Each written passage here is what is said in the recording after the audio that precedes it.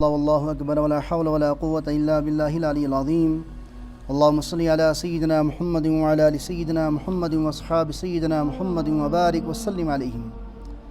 بسم اللہ الرحمن الرحیم۔ السلام علیکم ورحمۃ اللہ وبرکاتہ۔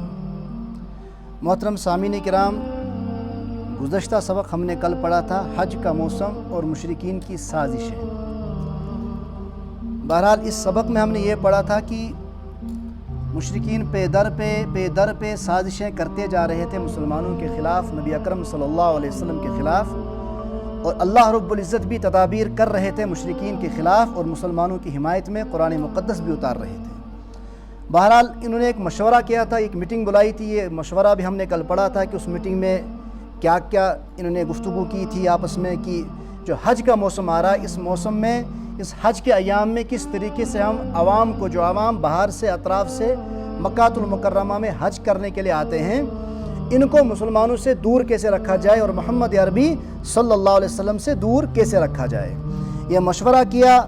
اور اس میں سے ایک کی ذمہ داری، جو مزدلفہ عرفات میں مشرکین جمع ہوتے تھے حج کرنے کے لیے، وہاں کی ذمہ داری، وہاں پر نظر رکھنے کے لیے نبی اکرم صلی اللہ علیہ وسلم کا جو چچا، بدبخت چاچا تھا ابو لہب، اس نے یہ ذمہ داری پکڑی وہاں پر مسلمانوں پر نظر رکھنے کے لیے۔ اور جو دوسرا ایک بڑا مشرک تھا جسے ابو جہل نے آگے کر کے ذمہ داری دے دی، ولید بن مغیرہ تھا اس کا نام، اس نے اطراف میں مکہ المکرمہ کی جو حدود تھی، اس حدود کے باہر میں یہ ذمہ داری پکڑی کہ ہم باہر سے جو بھی آئیں گے، ہم ان کو پہلے ہی بتائیں گے کہ مسلمانوں کا یہاں جو اس وقت کام چل رہا ہے، دعوت چل رہی، اس کے بارے میں پہلے ہی ہم ڈرائیں گے تاکہ وہ دور رہیں۔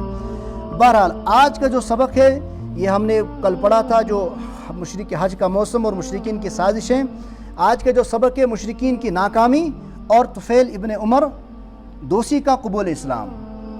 مشرک سردار اپنے مشن میں کیسی بری طرح ہر بار مار کھاتے رہے۔ اس کے لیے صرف ایک قصہ بطور مثال ہم پڑھتے ہیں، جس کا نام ہم نے اوپر پڑھا، طفیل ابن عمر دوسی کا قبول اسلام۔ مشرکین سازشیں کرتے رہے، یہ اطراف میں حدود کے باہر کھڑے رہتے رہے، جو بھی مکہ المکرمہ میں آتے رہے حج کے لیے، تو انہیں یہ ڈراتے رہے اور یہ کہتے رہے کہ وہاں پر ایک محمد صلی اللہ علیہ وسلم، نعوذ باللہ، ایک جادوگر، ایک اسلامی کا ایک شخص ہے جو قرآن مقدس لوگوں کو پڑھ کر سناتا ہے، ایک نئے دین کی دعوت دے رہا ہے، اس کی بات نہیں سننا۔ یہ سلسلے انہوں نے باہر سے شروع کر دیا تاکہ جو لوگ باہر سے آئیں مسلمانوں سے بیزار ہو جائیں۔ کچھ مشرک مکہ سے باہر ہی ایک راستے پر کھڑے ہو گئے، جہاں سے گزرتے ہوئے قبیلہ دوس کے سردار طفیل بن عمر دوسی ان کو مل گئے۔ جو مشرکی باہر تھے انہیں یہ جو ایک قبیلہ تھا دوس جس کا نام تھا، ان کے سردار طفیل مل گئے اور ان سے گفتگو شروع کر دی، ان کو دین اسلام اور مسلمانوں سے، اور خاص طور پر رحمت عالم صلی اللہ علیہ وسلم سے بہت ڈرایا، اور ان کو بتایا کہ محمد صلی اللہ علیہ وسلم کوئی ایسا کلام پیش کرتے ہیں، جو بھی وہ کلام سنتا ہے ان کا دیوانہ بن جاتا ہے، اور اس کے بعد انسان اپنے بس میں نہیں رہتا ہے، تو بغیر ہی نہیں رہ سکتا۔ آپ یہ روئی لے لو، اور اس کے ہاتھ میں روئی تھما دی اور یہ کان میں بر لو تاکہ تمہیں اس قرآن کی آواز نہ سنائی دے۔ آپ سچے اور سادے آدمی ہو، ہمیں ڈر ہے کہیں آپ ان کے دین کو قبول نہ کر لو، ہمیں فکر اس بات کی ہے، آپ کسی مسلمان کے جال میں نہ پھنس جائیں، یا آپ محمد صلی اللہ علیہ وسلم کو دیکھ کر وہ کلام نہ سنا دیں۔ بہرحال حضرت طفیل بن عمر دوسی خود ہی بیان کرتے ہیں، یہ خود اب بیان کر رہے ہیں کہ میں نے جہالت کے طریقے پہ حج کے ایام حج و عمرہ پورا کر لیا، پھر ایک طرف ہو کر بیٹھ گیا، اور میں کیا دیکھتا ہوں کہ ایک خوبصورت حسین بزرگ لوگوں کو سمجھا رہے ہیں، لوگوں کو کچھ بتا رہے ہیں، کھڑے ہیں ایک طرف میں اور بیٹھ کے لوگوں کو کچھ بتا رہے ہیں، لیکن لوگ اندیکھا کر رہے ہیں، لوگ نہیں سن رہے ہیں، لیکن لوگ سنتے ہی نہیں بلکہ تیکھی نگاہوں سے ان کو دیکھ رہے ہیں، یعنی کہ سخت نگاہوں سے، نفرت کی نگاہوں سے دیکھ رہے ہیں محمد صلی اللہ علیہ وسلم کو، نعوذ باللہ۔ مجھے اچانک ہی خیال آیا، میں تو اپنی قوم کا سردار ہوں، پڑھا لکھا ہوں، اور اس کے علاوہ خود شاعر بھی ہوں، شاعری بھی کرتا ہوں، اچھی سوجھ بوجھ والا ہوں، پھر میں نے کیوں اپنے کان بند کیے ہوئے ہیں؟ بہرحال یہ جو بات بتا رہے ہیں لوگوں کو، میں تو پڑھا لکھا ہوں، میں سن لوں گا اس کی، یہ کیا بتا رہے ہیں؟ میں نے اپنے کانوں سے روئی نکالی اور اپنے آپ کو کوسا، تجھے تیری ماں روئے، تو نے کیوں اپنے کان بند کیے ہیں؟ یہ کہہ کر میں نے فوراً اپنے کانوں سے روئی نکال لی اور لوگوں سے پوچھا کہ یہ اتنی نورانی شکل والے بزرگ کون تھے، اور یہ لوگوں سے کیا کہہ رہے تھے؟ لوگوں نے جواب دیا، یہی تو وہ ہیں جن کے بارے میں ہم نے مکہ کے حدود کے باہر آپ کو مطلع کیا تھا کہ ان کی بات نہیں سننا۔ ہم آپ کو روک رہے تھے اور ان کی بات سننے سے منع کر رہے تھے۔ میں نے آہستہ سے ایک آدمی سے پوچھا کہ ان کا دولت خانہ کہاں پر ہے۔ اب غرض دل پر ان کی شکل و صورت، میں نے شروع میں ایک بات ہم نے پڑھی تھی کہ جو ایک بار آپ کو دیکھ لیتا صلی اللہ علیہ وسلم آپ کا دیوانہ ہو جاتا تھا۔ میں نے آہستہ ان کا دولت خانہ کہاں ہے، ان میں کسی شخص سے میں نے پوچھا، اس شخص نے محمد عربی صلی اللہ علیہ وسلم کا دولت خانہ تک میری رہنمائی کی۔ رسول اکرم صلی اللہ علیہ وسلم نے مجھے اندر بٹھایا، میں نے آپ کو پوری بات سنائی، جو میں نے مکہ المکرمہ میں باہر مشرکین نے جو بات بتائی تھی سارا واقعہ آپ کو سنایا۔ اس پر رحمت عالم صلی اللہ علیہ وسلم نے فرمایا آپ اپنے مالک حقیقت کا کلام سن لیں، قرآن سنیں، پھر فیصلہ کرو۔ چنانچہ آپ صلی اللہ علیہ وسلم نے مجھے سورہ اخلاص سنائی، قل هو اللہ احد اللہ الصمد لم یلد ولم یولد ولم یکن لہ کفوا احد۔ اس کو سننا ہی تھا کہ قرآن کریم کے نور سے میرا دل منور ہو گیا، وہ نور میرے دل میں گھر کر گیا۔ اسی وقت میں نے کلمہ پڑھ لیا۔ یہ قبیلہ دوس کے سردار کی بات ہے، یہ خود بیان کر رہے ہیں۔ اسی وقت میں نے کلمہ پڑھ لیا اور مسلمان ہو گیا۔ مکہ مکرمہ کے لوگ یہ سن کر آگ بگولا ہو گئے۔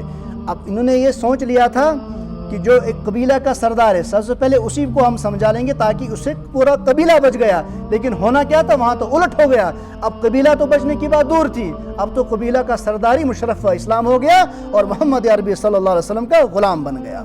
مکہ مکرمہ کے لوگ یہ سن کر آگ بگولا ہو گئے، لیکن وہ کچھ بھی نہیں کر سکتے تھے کیونکہ قبیلے کا سردار تھا۔ قبیلے کے سردار سے لڑنا بڑنا بہت مشکل ہوتا تھا۔ اسی طرح اللہ تعالیٰ کی قدرت سے ان کی چالوں اور ان کی سازشوں پر پانی پھرتا گیا، اور نتیجن جو بھی یہ سازشیں کرتے تھے، جو بھی یہ پروپیگنڈے کرتے تھے، اس کے خلاف برعکس لوگ جوک در جوک اسلام کے اندر داخل ہوتے گئے۔ یہ لوگوں کو روکتے تھے کہ اسلام کے قریب نہ جاؤ، لیکن لوگ سوچتے تھے وجہ کیا ہے۔ جو ہی ان کے ذہنوں میں یہ بات آتی تھی کہ ہم ذرا دیکھیں وجہ کیا، کیوں اتنی نفرت کیے جا رہے ہیں، دور کیوں رکھا جا رہا ہے قرآن، ہم ذرا قرآن سنتے تھے۔ بس وہی ایک سیکنڈ کی بات ہوتی تھی، جو ہی اپنی روئی کانوں سے نکال لیتے تھے اور قرآن مقدس اور نبی اکرم صلی اللہ علیہ وسلم کے قریب جاتے تھے تو فوری طور پر وہ مشرف اسلام ہوتے تھے، آپ صلی اللہ علیہ وسلم کے دست مبارک پر اسلام لے آتے تھے۔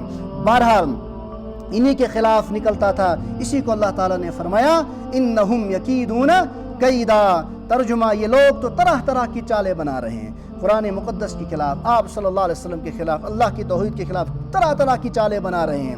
وَأَكِيدُ قَيْدًا، اور میں بھی تدبیر کر رہا ہوں۔ اللہ رب العزت فرما رہے ہیں میں بھی تدبیریں کر رہا ہوں، میں بھی سوچ رہا ہوں ان کے بارے میں۔ وَأَكِيدُ قَيْدًا فَمَهِّلِ الْكَافِرِينَ أَمْهِلْهُمْ رُوَيْدًا، تو اے پیغمبر صلی اللہ علیہ وسلم آپ کافروں کو تھوڑا ڈیل دے دیجئے، تھوڑی سی ڈیل دے دیجئے، بس تھوڑی سی ڈیل اور دے دیجئے، یعنی کہ آپ ابھی ان کے لیے عذاب کی بددعا نہ کیجئے، تھوڑی سی ڈیل دے دیجئے، ہم انہیں انشاءاللہ ضرور پکڑیں گے۔ ہاں اللہ رب العزت فرما رہے ہیں کہ ہم انہیں ضرور پکڑیں گے، اور بالآخر ہم آگے بڑھتے جائیں گے کہ کس طریقے سے ان مشرکین مکہ پر اللہ رب العزت نے مختلف قسم کے عذابات کس طریقے سے لائے، مسلمانوں کے ہاتھوں سے بھی، اور غیبی مدد بھی کس طریقے سے مسلمانوں کی اللہ رب العزت سیرت پاک پر عمل کرنے کی توفیق عطا فرمائے۔